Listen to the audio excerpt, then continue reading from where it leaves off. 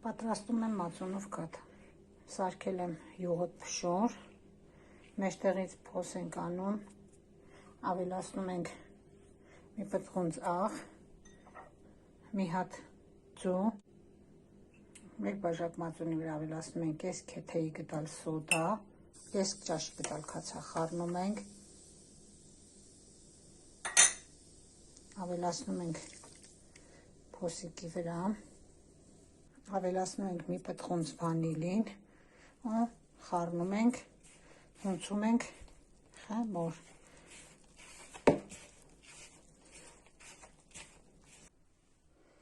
Լավ հունցում ենք, ստանում ենք ձեռքերին չկպչող փափուկ խմոր։ Բաժանում ենք երկու մասի, գնդում ենք և թողնում ենք կես ժամ հանգստանա։ Կես կոֆեի բաժակ ձեթի վրա ավելացնում եմ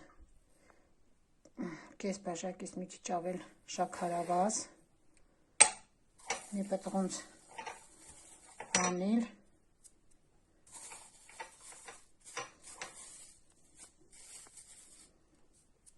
խառնում եմ, խորիզ եմ պատրաստում, մոռացա ասեմ, որ մինչև խմորը կհանգստանա, այդ ընթացքում ես պատրաստում եմ խորիզը, խառնում եմ, ավելացնում եմ ալյուր, այնքան որ դառնա ձեռքերին չկպչող ու փխրվող ցույց կտամ, էլ ինչ ձևի փշուր։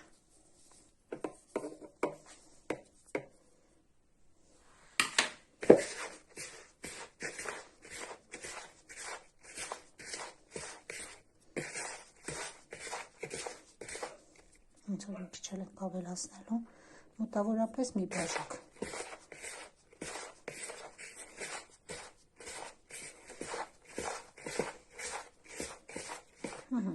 Այսպես ենք անում, թողում ենք ինքը, որ այս փշրվում է, այսպես շատ լավ է։ Այս կողքերից էլ հեռախոսն եմ բռնել, համել ձեզ համար, ինձ համար մի քիչ դժվար է, այսպես պետք է լինի, որ համ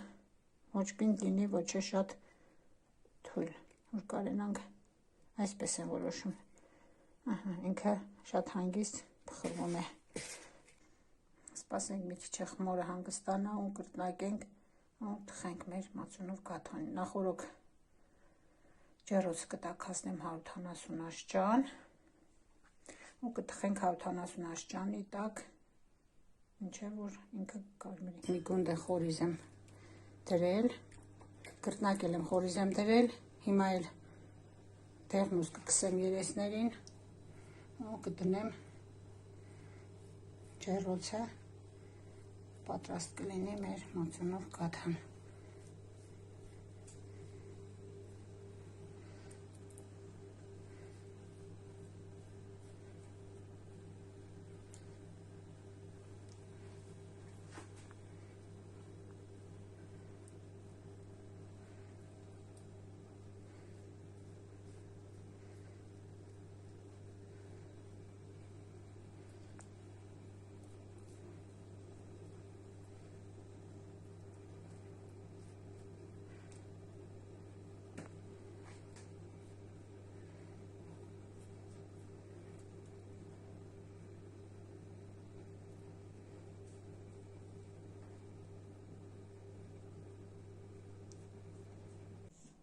Արդեն պատրաստ է մեր մածունով գաթեն,